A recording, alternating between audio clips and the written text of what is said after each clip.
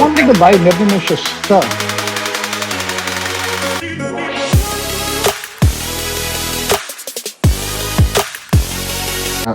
I will do justice to that major introduction that you guys just did.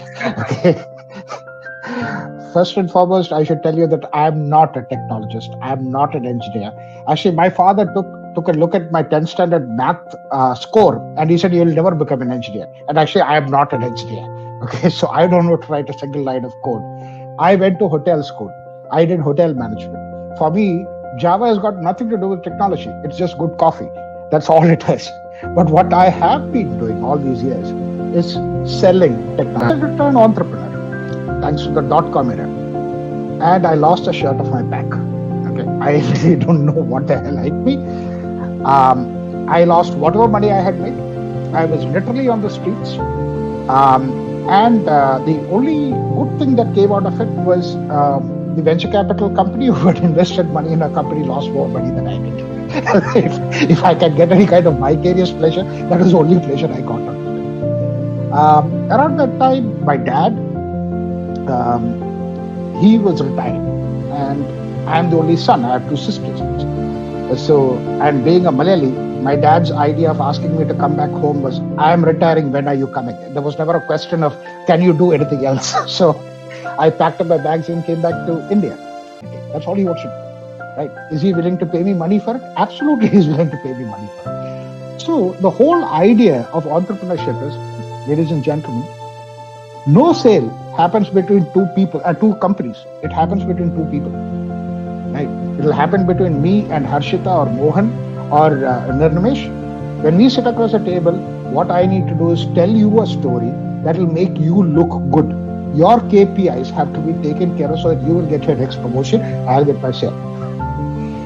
That is what entrepreneurship is all about. It is the ability to tell a person and convince him that what he's going to take from you is not only going to make him look good, but ensure that his next promotion is on the way.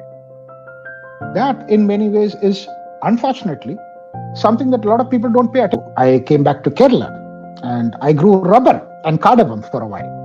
Obviously, I had no clue as to how to do any of this. And after about 8 months, my mother said, "Get out of the house," because I was doing such a bad job. And I was constantly whining about the fact that I didn't know how to do this. She told me to get out of the house.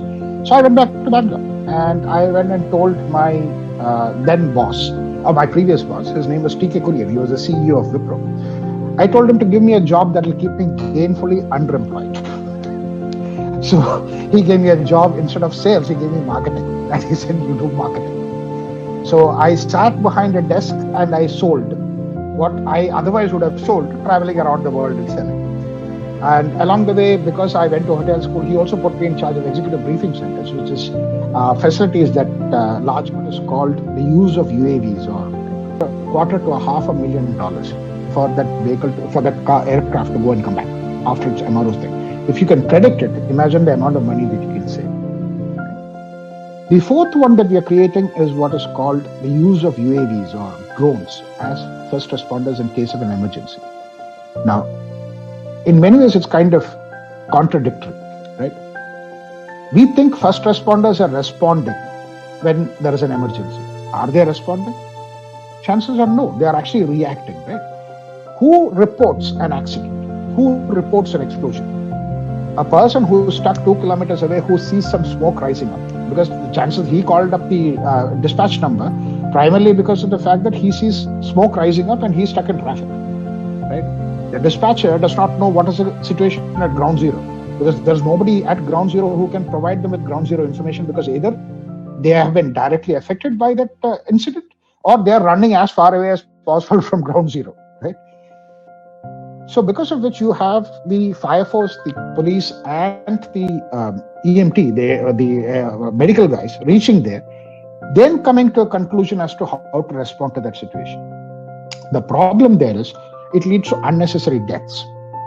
And by unnecessary deaths, what I mean is, what is the point in sending a policeman into the place of a gas explosion? He has no clue as to how to deal with it. He should essentially be 10 kilometers outside creating a cordon, making sure that the ambulance stays outside of it. And it's a fire force that needs to go in there and make sure that They do what is necessary to put out the gas explosion. Now, if the fire force does not know that it's a gas explosion, then how will they respond to that situation? Are they even carrying what is necessary to put out a gas explosion? So what we are proposing there is, why don't we use drones? We'll geo-fence a drone that will operate in a 5-kilometer radius. The moment the call goes to dispatch, the drone will also self-deploy. It'll go there and provide them with a live feed to the first responders so that they can actually respond as opposed to react.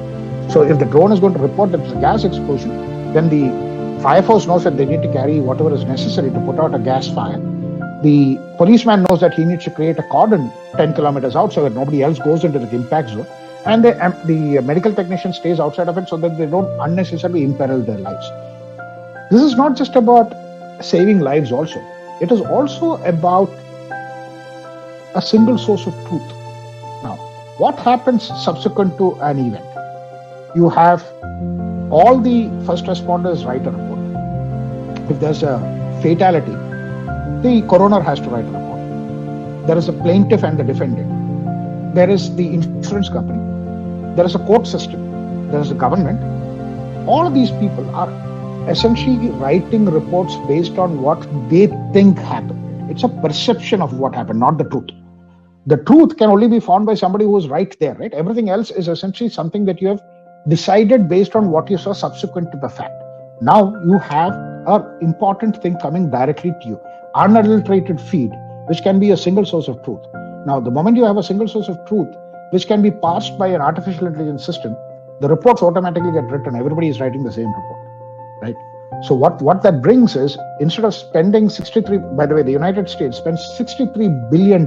Now, coming back to entrepreneurship, the reason why I talked about the cost center and the revenue center is, how do you essentially position anything? Like I said, technology is only an enabler or a facilitator for an end solution. Right? Why do people like me exist? Right? We play that bridge. We play the bridge of being able to tell a person, for example, right now, just I told you about the first responder solution.